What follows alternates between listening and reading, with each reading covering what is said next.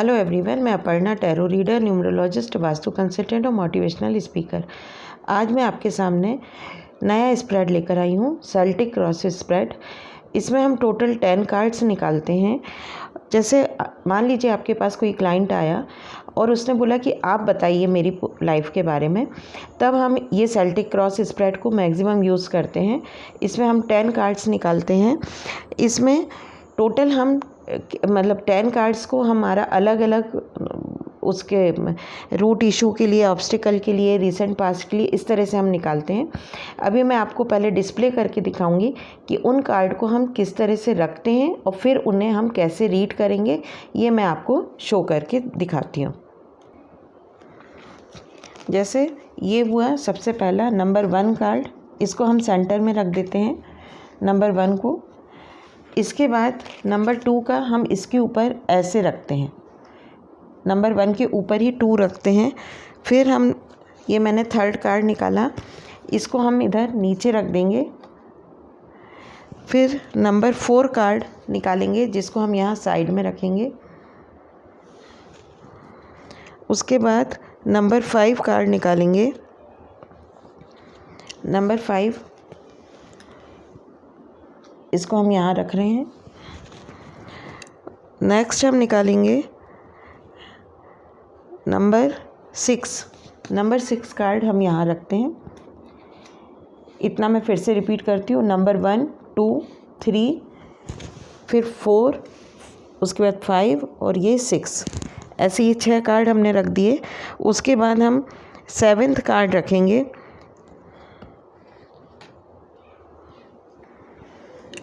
फिर ये यहाँ पे, ये आपको पूरा कैमरा मेरा सेट नहीं हो पा रहा है, मैं थोड़ा सा ऐसे करके आपको दिखा देती हूँ, दिख जाएगा। ये हमने 7th कार्ड रखा।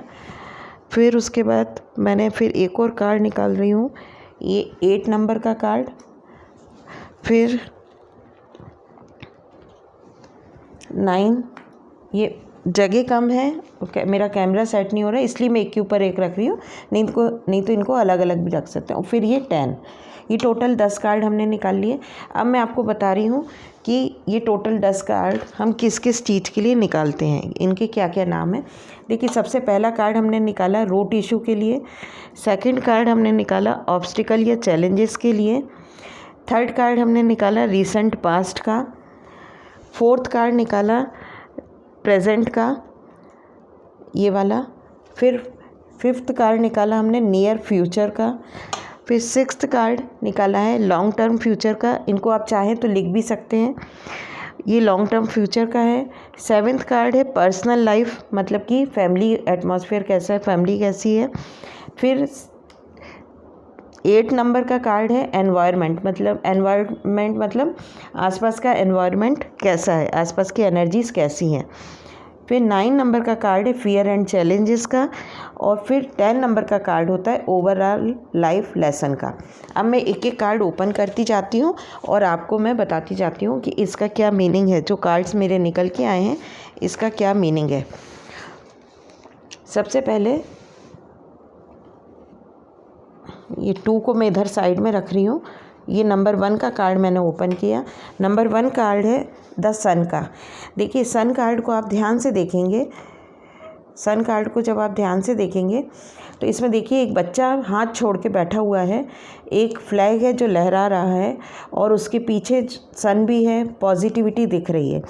इसका मतलब है कि इनके पास सक्सेस है, इनको सक्सेस मिली है, सूरज भी है, मतलब कि इनकी न्यू बिगनिंग भी हुई है, अच्छा मतलब सब कुछ पॉजिटिव है। लेकिन ये बच्चा हाथ छोड़कर बैठा हुआ है, ये बता रहा है कि इनका रूट इशू यानी कि प्रेजेंट सिचुएशन जो है वो ये है कि ये ओवर कॉन्फिडेंट है, ये किसी की एडवाइस या एक्सपीरियंस को नहीं सुनते। एक बच्चा दिखा रहे हैं, बच्चा दिखाने का मतलब क्या है, मैच्योरिटी की कमी है, इनके अंदर मैच्योरिटी की कमी है, ये किसी की भी एडवाइस नहीं सुनते। अगर कोई इनको एडवाइस देगा तो ये नहीं मानते हैं, और जिसके कारण इनकी लाइफ में हो सकता है कुछ प्रॉब्लम आए। नेक्स्ट कार्ड हम देखेंगे कि इनकी लाइफ में क्या प्रॉब्लम इसकी वजह से है या नहीं है, हो सकता है कि आगे जाके पॉजिटिव ही हो। नेक्स्ट कार्ड है ये, इसको मैं ऐसे रख रही हूँ ताकि आपको दिखे, ये है 2 ऑफ पेंटिकल्स। मैंने पहले लेक्चर्स हर कार्ड के डाले हुए हैं। 2 ऑफ पेंटिकल्स कार्ड हमको ये बताता है कि ये बैलेंस बनाने की कोशिश कर रहे थे लेकिन बैलेंस नहीं बना पाए। मतलब इसमें देखिए एक जोकर दिख रहा है जो जगलिंग कर रहा है, इसमें भी जोकर दिख रहा है। इसका मतलब मैच्योरिटी की इनके अंदर कमी है और यही इनका ऑब्स्टिकल है, यही कारण है कि जिसकी वजह से इनको लाइफ में जो ये अचीव करना चाहते होंगे वो इनको नहीं मिल पा रहा होगा, क्योंकि इसमें ये जोकर जैसे दिख रहा है। और ये बैलेंस बनाने की इन्होंने कोशिश की, किसी की एडवाइस थोड़ी सी सुनी होगी, बैलेंस बनाने की कोशिश की, लेकिन इनने ये बैलेंस नहीं बना पाए। नेक्स्ट कार्ड हम नंबर 3 कार्ड देख रहे हैं। नंबर 3 कार्ड निकला है the chariot. The chariot card बताता है कि हर फील्ड में ये क्या है, recent past card. Number 3 card है रीसेंट पास्ट, मतलब कि पास्ट में, रीसेंट पास्ट में आपको सक्सेस मिल रही थी, हर्डल्स को हटाते हुए आप आगे बढ़ रहे थे, आपको सही गलत की पहचान भी थी। देखिए 2 ये दिख रहे हैं, ये ब्लैक, वाइट और ब्लैक दिख रहे हैं, इसका मतलब इनको सही और गलत की पहचान है। ये शिव जी का ये दिख रहा है, मतलब भगवान की ब्लेसिंग्स भी इनके साथ में थी, इनको ये सक्सेस मिल रही थी।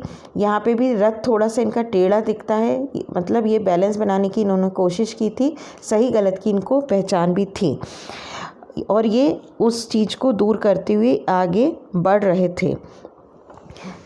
अब ये 4th कार्ड है प्रेजेंट का कार्ड है।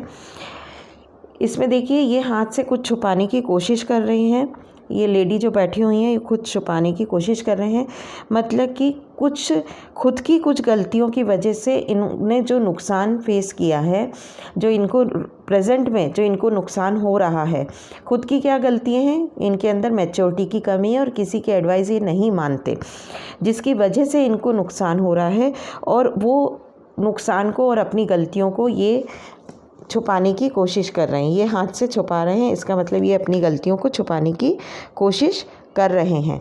नेक्स्ट 5th नंबर का कार्ड मैं निकाल रही हूँ। 5th नंबर का कार्ड आया है हायरोफेंट का।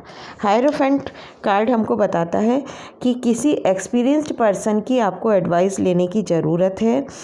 आप खुद भी एक्सपीरियंस्ड है, नॉलेज भी है, बट अभी की जो सिचुएशन है, अभी के जो आपकी कंडीशन है कि आपकी जो कंडीशन बिगड़ रही है, उसमें आपको किसी की गाइडेंस लेने की बहुत ज़्यादा ज़रूरत है और किसी एक्सपर्ट की, मतलब आपके अगर बिज़नेस में नुकसान हो रहा है तो आप किसी उस बिज़नेस से रिलेटेड किसी एक्सपर्ट की एडवाइस ले, या जॉब में है तो जॉब से रिलेटेड आपका जो भी बॉस हो या कोई एक्सपीरियंस पर्सन हो, उसकी आपको एडवाइस लेने की बहुत ज़्यादा ज़रूरत है। देखिए मैंने ये सीक्वेंस में आपको समझाया, शुरू से ही इनको एडवाइस लेने की ज़रूरत बता रहे थे, ये बैलेंस नहीं कर पा रहे। रिसेंट पास्ट में इनको विक्ट्री मिली, सही गलत की पहचान भी थी, लेकिन चूंकि इनके अंदर मैच्योरिटी की कमी है उसकी वजह से इनने गलतियां करी और अब ये गलतियों को छुपा रहे हैं। और फिर ये कार्ड आया कि इनको एडवाइस लेने की ज़रूरत है। ये कौन सा है कार्ड? 5th नंबर का नियर फ्यूचर का कार्ड, मतलब कि आने वाले फ्यूचर में आपकी जो परेशानियां आ रही हैं, इन परेशानियों को दूर करने के लिए आपको एडवाइस लेकर अगर काम करेंगे तो आपके साथ सब अच्छा होगा। फिर ये आया king of cups. King of cups जो है, आपके अंदर किंग वाली पर्सनालिटी है, आपकी जो पर्सनालिटी है वो राजा जैसी है, राजा जैसी पर्सनालिटी है, तो आप आगे सक्सेस तो मिलेगी, लेकिन आपको उसको सक्सेस को जो है समझदारी से काम लेना पड़ेगा और लोगों की एडवाइस के हिसाब से आपको काम लेना पड़ेगा। ये हुआ लॉन्ग टर्म फ्यूचर। अब हम देख रहे हैं 7 नंबर का कार्ड जो कि बताता है पर्सनल लाइफ। ये देखिए 7 नंबर का कार्ड आया है नाइट ऑफ स्वॉर्ड्स का। नाइट ऑफ स्वॉर्ड्स का जो कार्ड है ये बता रहा है पर्सनल लाइफ का। इसका मतलब क्या निकला कि ये बहुत तेज़ी से हवा में तेज़ी से तलवार लहराते हुए जा रहे हैं। इसमें भी यही सेम चीज़ आ रही है, ये किसी की नहीं सुन रहे हैं। मतलब ये जितना भी अपना फ्रस्ट्रेशन है, इरिटेशन है, जो इनको सक्सेस नहीं मिल रही है और ये खुद गलतियों पे गलतियाँ किए जा रहे हैं, वो पूरा फ्रस्ट्रेशन ये अपनी फैमिली पर निकाल रहे हैं और अभी भी ये किसी की भी बात नहीं सुन रहे हैं। नेक्स्ट कार्ड हम 8 नंबर का निकाल रहे हैं, जो कि इनके आसपास की एनर्जी यानी कि एनवायरनमेंट को बताएगा। ये कार्ड आया है द स्टार का। द स्टार कार्ड शो करता है कि इनके आसपास का एनवायरनमेंट पॉजिटिव है, मतलब कि चाहे इनकी फैमिली हो, चाहे इनका फ्रेंड सर्कल हो, वो उन्होंने तो एटमॉस्फेयर पॉजिटिव रखा हुआ है, एनर्जी पॉजिटिव है, लेकिन इनको बस थोड़ा सा अवेयर होने की और सुनने की ज़रूरत है। तो इनकी जो कंडीशंस अभी बिगड़ी हैं वो पॉजिटिव हो जाएंगी और संभल जाएंगी।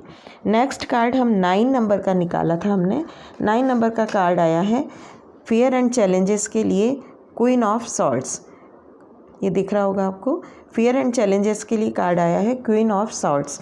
क्वीन ऑफ सॉर्ड्स हमको बताता है कि दिमाग के डर को, मतलब अब इनके अंदर जो डर बैठ गया है, क्योंकि इन्होंने बार बार गलतियां करी, किसी की नहीं सुनी और उसकी वजह से इनके अंदर डर बैठ गया है। तो इनको अब उस डर को हटाकर अपनी गलतियों को एक्सेप्ट करना चाहिए कि हाँ मैंने गलतियां करी हैं, और जो इनको दूसरे लोगों ने एडवाइस दी है उस एडवाइस को फॉलो करते हुए इनको लाइफ में आगे बढ़ना चाहिए। और अब इनका जो भी काम, जहाँ पर भी इनको प्रॉब्लम फेस करनी पड़ रही है, उन प्रॉब्लम्स को इनको सॉल्व करना चाहिए। जो इनके वेल विशर्स ने या इनके एल्डर्स ने, किसी ने भी इनको जो एडवाइस दी है उस एडवाइस के हिसाब से इनको आगे बढ़ना चाहिए। लास्ट कार्ड हम निकाल रहे हैं 10 नंबर का कार्ड, जो कि ओवरऑल लाइफ लेसन बताता है। ओवरऑल लाइफ लेसन का कार्ड आया है नाइट ऑफ पेंटिकल्स। देखिए इसमें नाइट ऑफ पेंटिकल्स का मैंने पहले भी वीडियो डाला है, उसमें भी बताया है। इसमें घोड़ा जो है वो खड़ा हुआ है। बाकी और जो नाइट के कार्ड्स देखेंगे उनमें घोड़े का कुछ ना कुछ मूवमेंट दिख रहा है, इसमें घोड़ा खड़ा हुआ है। घोड़े का खड़े होने का क्या मतलब निकलता है कि इनको मटेरियलिस्टिक गेन तो हुई थी, ऐसा नहीं था कि इनके पास पैसा नहीं था। वो कैसे हमको पता चल रहा है कि इनका जो रिसेंट पास्ट था इसमें इनको विक्ट्री मिली थी, पर इस विक्ट्री को इन्होंने चूँकि किसी की एडवाइस नहीं मांगी, बैलेंस नहीं किया, किसी की भी नहीं सुनी और बल्कि फैमिली पे अपना इरिटेशन और फ्रस्ट्रेशन निकाला। इनका एनवायरनमेंट भी पॉजिटिव था, सब कुछ था, लेकिन इन्होंने चूँकि किसी की नहीं सुनी, उसकी वजह से ये आज इस कंडीशन में है कि ये इनकी लाइफ का जो मूवमेंट है वो रुक गया है, ये खड़े हुए हैं। इन्होंने पैसे का सदुपयोग नहीं किया। हाथ में पेंटिकल है, पेंटिकल मतलब मटेरियलिस्टिक गेन जो इनको हुई थी उसका इन्होंने सदुपयोग नहीं किया। तो इनको ओवरऑल हम एडवाइस क्या देंगे कि आपको अपने वेल विशर की या आपके जो एल्डर्स हैं उनकी आपको सुननी चाहिए, आपको उनकी एडवाइस माननी चाहिए, और आपने जो गलतियाँ की हुई हैं उनको आप एक्सेप्ट करिए। अपने फैमिली पे इरिटेशन या फ्रस्ट्रेशन नहीं निकालिए, आपकी लाइफ अच्छी होगी। फ्यूचर जो है वो अच्छा है, लॉन्ग टर्म फ्यूचर आपका अच्छा दिख रहा है। किंग ऑफ कप आया है, मतलब कि आपकी लाइफ में आने वाली जो लाइफ है वो राजा जैसी होगी, अगर आपने अपनी गलतियों को मान लिया और अपनी गलतियों को मानते हुए, लोगों की एडवाइस मानते हुए और गलतियों को एक्सेप्ट करते हुए अगर आप आगे बढ़ेंगे तो आपके लाइफ बहुत अच्छी होने वाली है। आपका जो नियर फ्यूचर है वो बहुत अच्छा होगा। मुझे उम्मीद है कि ये पूरा वीडियो आपको बहुत अच्छे से समझ में आ गया होगा। मुझे जो आपने कमेंट किया था कि स्टोरी टेलिंग, देखिए स्टोरी टेलिंग इसी तरह होती है कि हम कार्ड किस तरह निकालते हैं और उनको कनेक्ट करके हम बताएंगे। अगर आप एक एक कार्ड का जो मीनिंग होता है कि इसमें ये पॉजिटिव साइन है, ये नेगेटिव साइन है, इस तरह से करने जाएंगे तो नहीं होगा।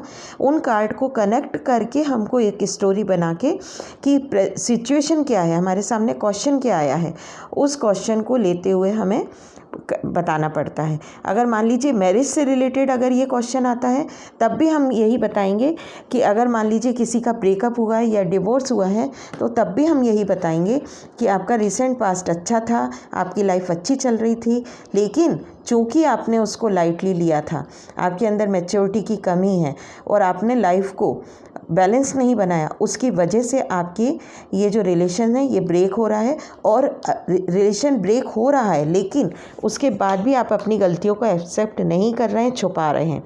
और आपका ये रिलेशन चूँकि ब्रेक हो रहा है तो आपको अपने घर के किसी एल्डर की या वेल विशर की एडवाइस माननी चाहिए, क्योंकि आपका जो नियर फ्यूचर है, अब जैसे बिजनेस है या किसी चीज़ में हमने बोला राजा जैसा होगा, रिलेशनशिप के लिए हम बोलेंगे कि आपका जो नियर फ्यूचर है वो एक बहुत अच्छा, राजा की ज़िंदगी कैसी होती है, हैप्पी लाइफ होती है, तो आपका नियर फ्यूचर बहुत हैप्पी होगा, हैप्पी लाइफ होगी अभी भी। लेकिन आप अभी भी अपनी गलतियों का फ्रस्ट्रेशन जो है अपनी फैमिली पे निकाल रहे हैं, आप अपनी गलतियों को एक्सेप्ट नहीं कर रहे हैं।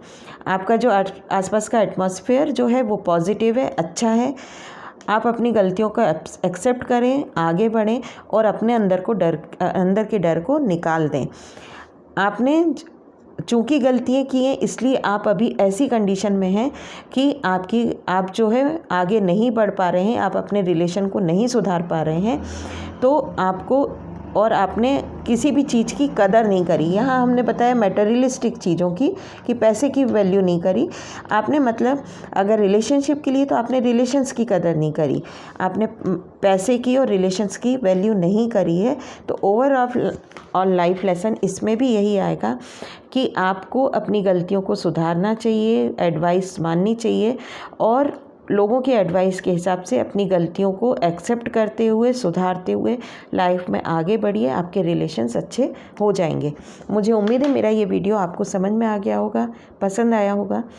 अगर आपको ये वीडियो पसंद आया हो तो ज़्यादा से ज़्यादा लाइक कीजिए और अगर इससे रिलेटेड अभी भी कुछ डाउट हो तो कमेंट करिए। मेरे चैनल को ज़्यादा से ज़्यादा लाइक कीजिए, शेयर कीजिए और सब्सक्राइब कीजिए। Thank you everyone.